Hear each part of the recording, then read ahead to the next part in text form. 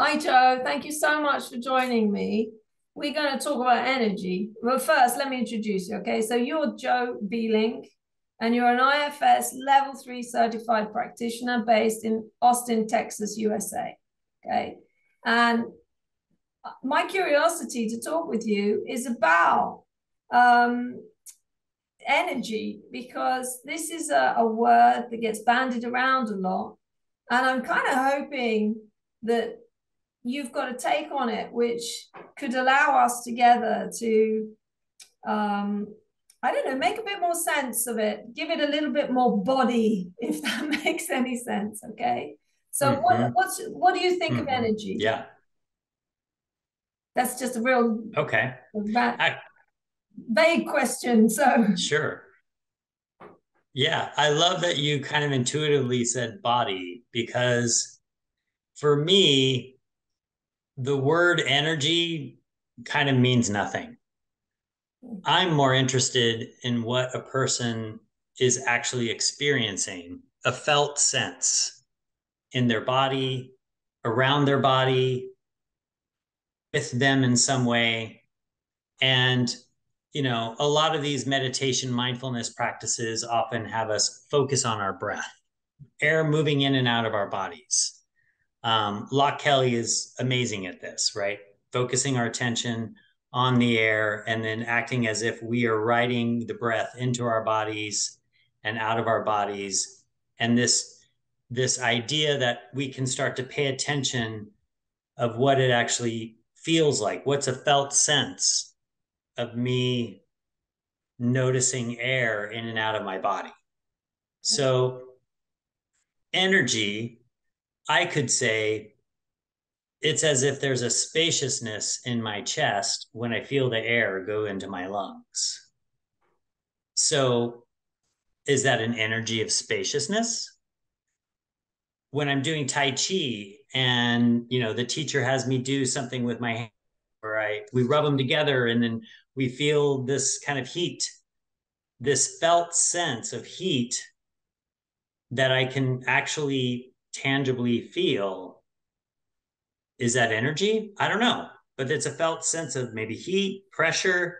So I think what might be more valuable when people start talking about energy is we pause and we just start to question, what's the experience that you're having? What's the felt sense?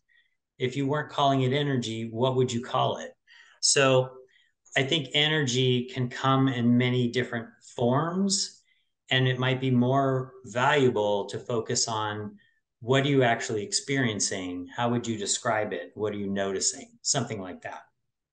okay. Yeah, I mean, is that with a view to people being benefited? Because I can, So, well, I can see a view and I can yeah, like a view, but unless that view does something for me, there's kind of no point me seeing the view, perhaps.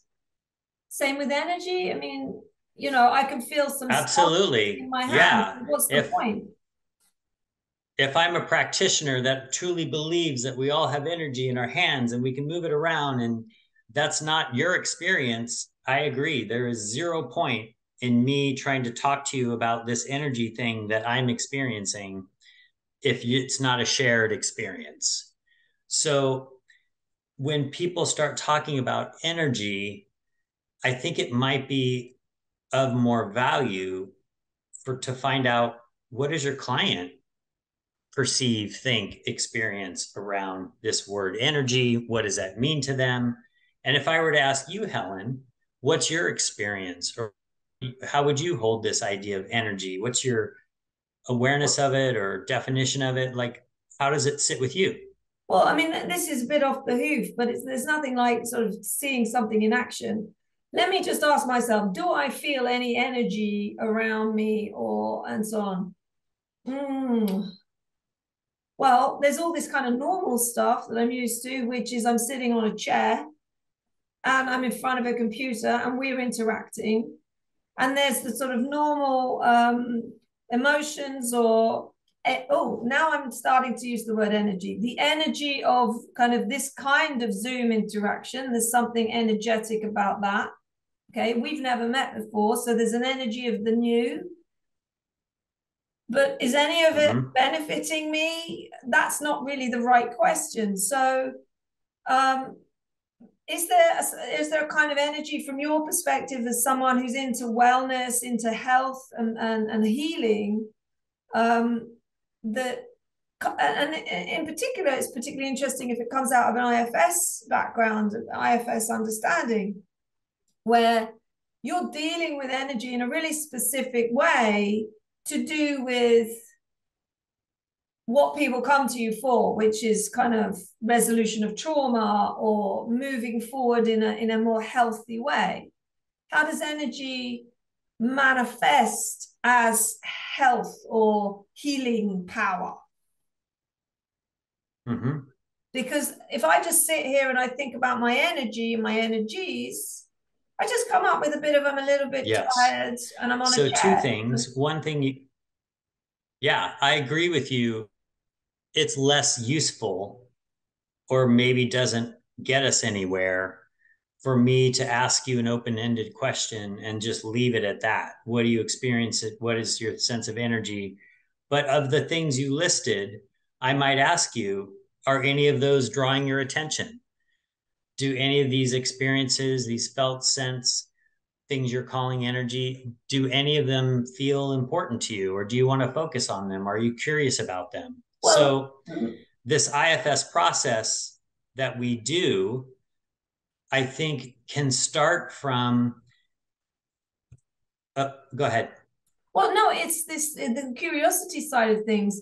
In another interaction that I had with somebody about money, we were talking about money as a presence, and being curious about money, having a relationship to money, right? And I suppose there's something here which is to do with a curiosity about energy and a desire to have a relationship to energy. I haven't got a clue what energy is, and I'm not alone. You know, most people probably don't. You guys, you healing guys, right? You guys and gals. I mean, this is a gender neutral thing. You work with the idea of energy all the time.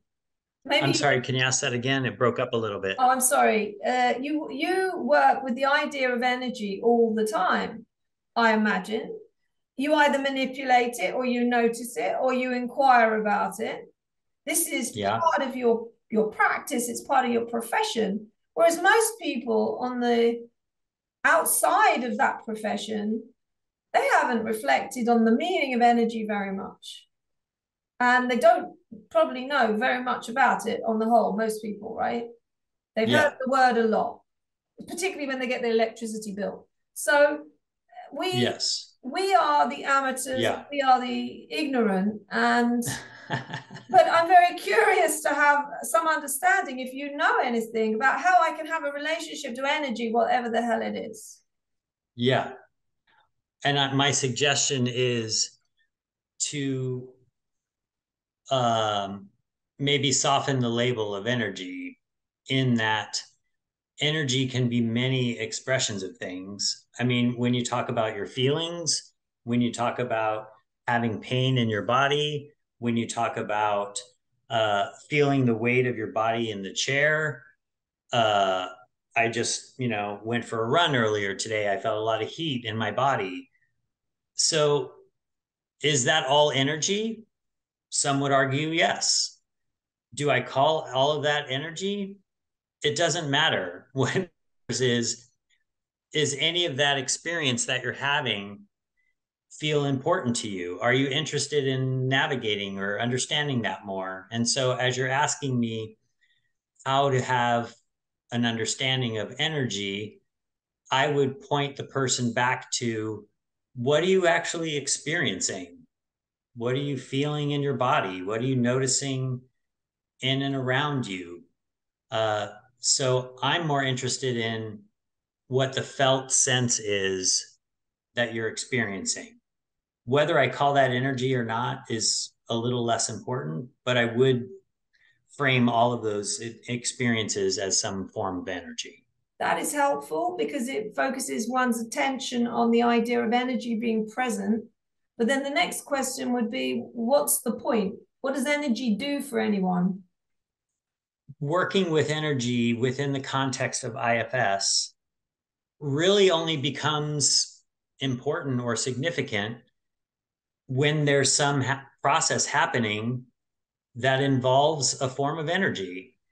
If we're talking about memories and you're telling me the story of your past, and then I ask you, what are you feeling in your body? I'm interested in understanding what's the felt sense, the experience that you're having as you tell me the story, as you reflect on these ideas, these memories. And the energetic component of the work that I'm doing is I'm tracking or trying to understand the felt sense of your experience. How is it showing up right now as we're having this conversation or when you're in the process of IFS? So the energy work that I'm doing is more of a tracking, a mapping, a noticing, a reflecting back to you what I'm hearing about this felt sense that you have.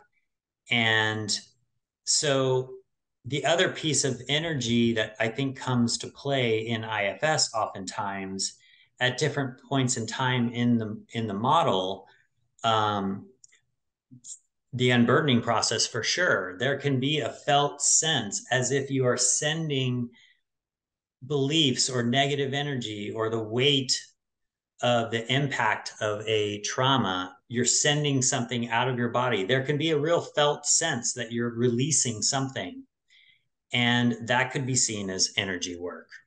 So I think the idea of energy plays in process at different points in time, at different kinds of capacities. And so we're just paying attention to the felt sense and the experience that the individual's having, if that makes sense. Is that the same thing? If you pay attention to someone's energy, is it the same thing as paying attention to someone? Because a therapist or therapeutic practitioner of any kind is being engaged to pay attention to an individual and whatever they manifest or present with. So is paying attention to their energy another aspect of paying attention to that person? Yes. Um, I don't Yes. think So I'm paying attention to the sound of your voice. I'm paying attention to your body language. I'm paying attention to your mood and your affect. Are all of those some kind of energy? Yeah, I think so. kind of it makes sense because I mean, whether this makes it onto our dodgy internet connection video or not this evening or my evening. Earlier, you and I had an experience where I was annoyed by some noises in the background, right? The energy that came up from that was a sort of an energy of a noise, and it was quite powerful.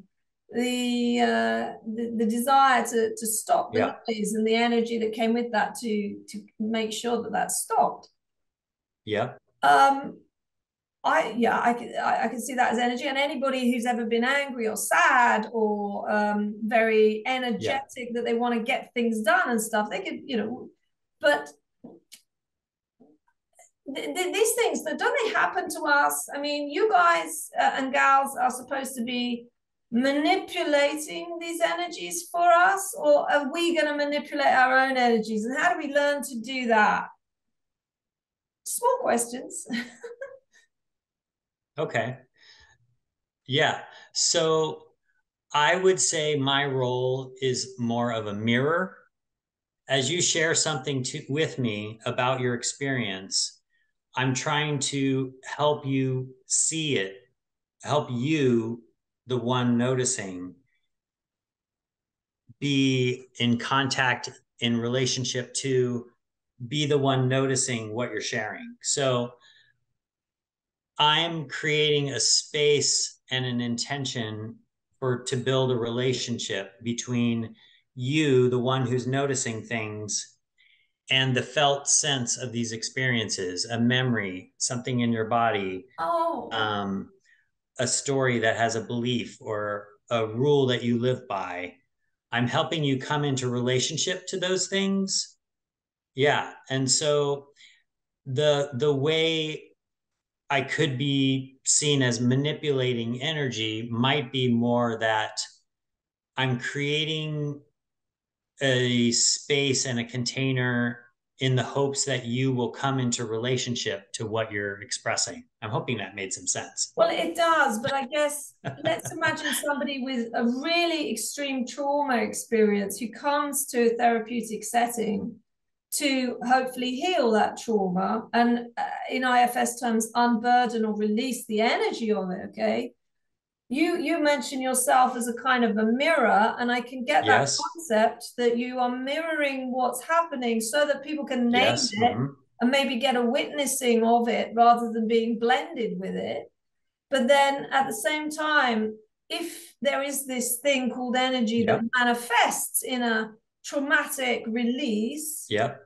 you or people in a therapeutic role, their job then is to make a safe space so that the energy doesn't consume the individual who's releasing it or encountering it, maybe for the first time in a long time, if it's an exile that's sort of coming Yes. up, right?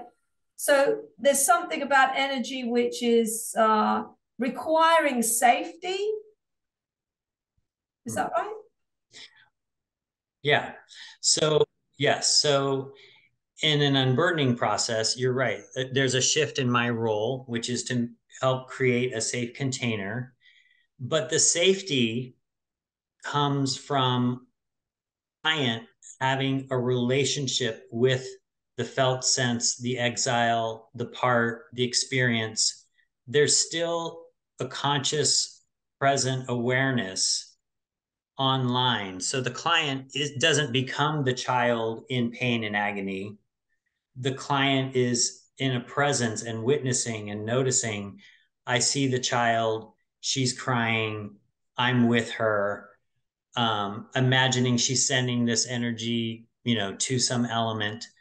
There is a witnessing, a companionship, a way that my role is to help create not just the container, but help the client stay in relationship to this part of them that's having this experience.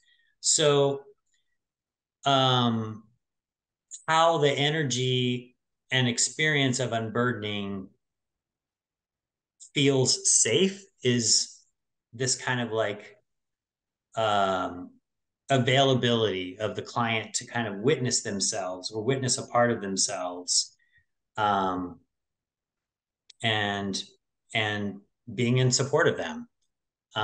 Shouldn't we mention self energy So at the this point? safety of the space, the safety of witnessing themselves. Go ahead. No, I Yeah, said, the self is the one witnessing the self, the presence, the open-hearted companionship, the self energy. I'm using all of those kind of interchangeably. yeah, because we don't know what the self is as such. But there is that very strong idea in IFS that self has a very particular kind of containing energy. And you as or you or whoever it might be as the IFS practitioner, Yes. therapist, is modeling self energies or mirroring it, as you said before, enabling somebody to access their own self energy. That's a different concept, isn't it, from what we've been talking about so far, which is a client's energy. Being annoyed could be called, about the noises, could be called a part is annoyed about the noises. I have a part that gets annoyed about people making noises in the background of a recorded video, right? Or you could call it, there's an energy in me of annoyance that interacts with this physical noise Yeah. making that's out of my control. There's so many different ways to think. But then when we mention self energy, it all kind of changes. We can't interchange our words for parts and energy anymore because self energy isn't a part, it doesn't have parts. It's just energy, isn't it? This is really difficult. So, well, so as you talk through that experience of the annoyance and the way you feel it in your body and the dialogue in IFS is we would keep slowing that down and helping you start to notice and pay attention. Oh, there's a feeling in my body. There's a thought of wanting that thing to stop. There's several things happening at once. And what we're doing in IFS is we're trying to slow those things down, have us pause, and then you're the one kind of noticing these different things. So bringing self online, this awareness, this spacious kind of container of curiosity, that's the one that we kind of try to cultivate. Is you're the one noticing these things. You're the one curious about, what does that mean? What does it have to tell me? You're paying attention to different aspects of yourself or different experiences that you're having. So you're right. That's how we're trying to cultivate and bring self online, the one who's noticing, so that there can be like this relationship to the things that you're aware of. Now, what you said there just connects up with many other things that you said about energy. You talk about controlling the speed. And if we look at meditation or mindfulness and the use of these kinds of practices, those are speed control mechanisms of, in inverted commas, energy. And in an IFS context, you have the energy of the person who's traumatized, talking about it, bringing it up, etc. These are going quite fast. That energy is probably quite fast if we're going to use speed language. And then the practitioner, the therapeutic role is to enable a slowing down. This is your language, okay? So that would suggest that, I mean, if we've got anything out of our kind of foray into curiosity about energy, we have this, which is we can identify it quite easily as having speed that can be kind of controlled. There's like a dial on it if you know how to turn the dial. And that's true. I mean, breath work, what's it called? Tai Chi, meditation, mindfulness, which I just mentioned, IFS, therapeutic setting and interaction. All of these things are speed control mechanisms. Don't you think? Yes, I think that you're right. There's a lot of things happening at once. Our nervous system, our senses, our capacity to be aware of all of those things is probably broader than we are conscious of. But this idea of slowing things down, noticing the thoughts that are online, the sensations in my body, this felt sense of vulnerability or pain or grief or sadness, emotional content, if we slow these things down and start to let them kind of work independently and notice them independently, then we become the one noticing them into presence, self-energy, compassion, open-heartedness, whatever we want that self-energy experience. We come into relationship to these different things that are happening. That's kind of the special sauce of IFS, I think. The speed control. Yes, slowing it down, speed control, yes. And then that brings us to ask ourselves, if we fancy doing so, does self have speed? Does self-energy have any given speed? I would suggest not, which is curious. What do you think? I would agree with you in that when I have a felt sense of what I would call self-energy for me, it feels like a pause, a spaciousness. If it has a speed, it's extremely slow. So I would agree with you. It feels almost as if it's a pause. I mean, the pause is a very interesting thing.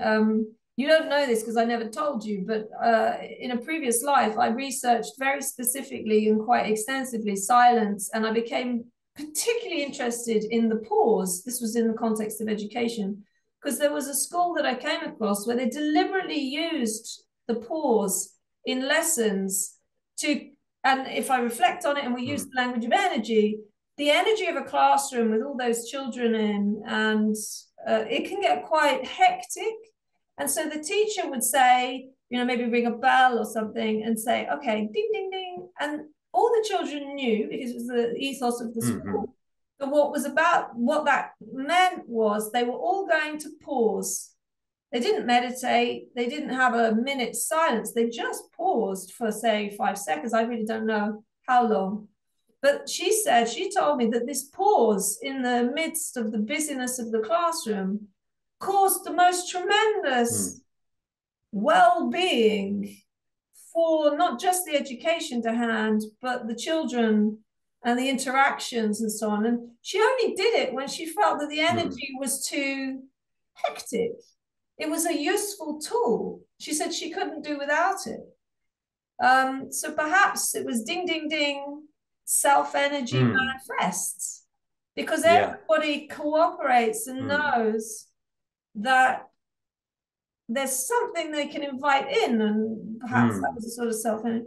Well, that's a very curious concept, is it not? That in IFS, everybody's got a speed dial.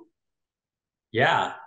I would also extend what you're saying in that moment, the focus of attention for every child and the teacher became almost like a focus. Yeah, a focus on the pause. I'm not exactly sure how to say this other than there's a pause to activity, maybe even a pause to what they've been thinking about. And then there's a sudden focus into what's happening right now, or just a pause as a listening, as a curiosity, as an openness to step into some awareness of a space, of an emptiness.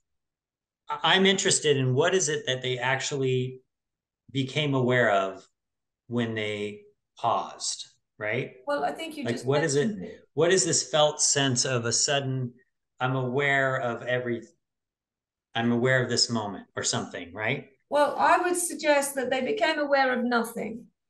And in that sense, if we imagine that the pause enabled the community of the classroom to access some kind of self-energy, which had, you know, if we suggest it has no speed, okay, and there was no content, there was just the pause, and of course it's a silent pause.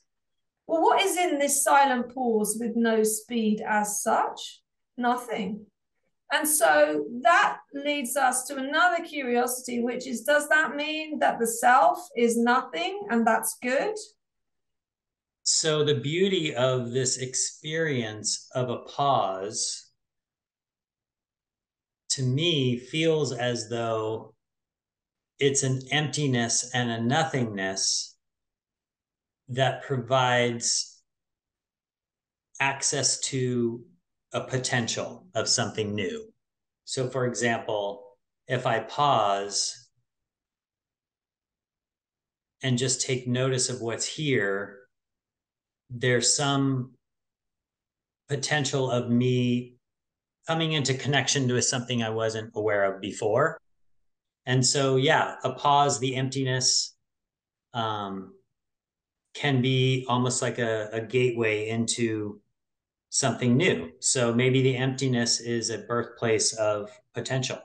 That's exactly what she said, if I remember rightly. She said that in the pause, suddenly the lesson might go off in new directions that were unexpected. Oh, wow. Even having this conversation with our dodgy internet connection, you know. And I think in IFS, when we cultivate self-energy, presence, well, we're doing a lot of pausing because we're noticing that the internet connection is not stable. Okay, so we're pausing in order to try and get the dialogue to happen in tune with each other. And the effect of these pauses that are occurring, you're very good at it, by the way. It's slowing down this dialogue, and that itself is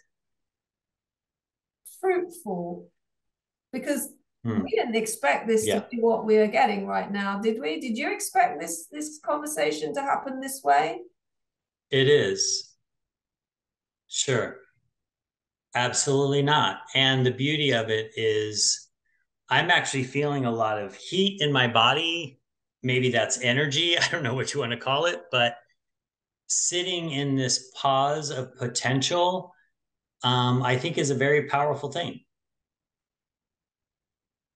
We didn't even do any IFS stuff. We just allowed the concept of methods and modalities that turn the speed down to a slower pace to enable us to access a slower energy. Now, I'm sure there are people who know about this who would say a slower energy, it's a religious thing, it's a spiritual thing, it's a well-being thing. You're a well-being expert. Is a slower energy something that helps people?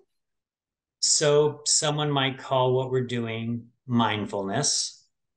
They might call it cultivating presence.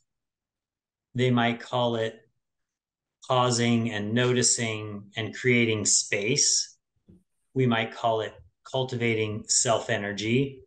But I think all pointing to this experience that we're having right now, a slow bit of emptiness, noticing, seeing what's here, letting go of agenda.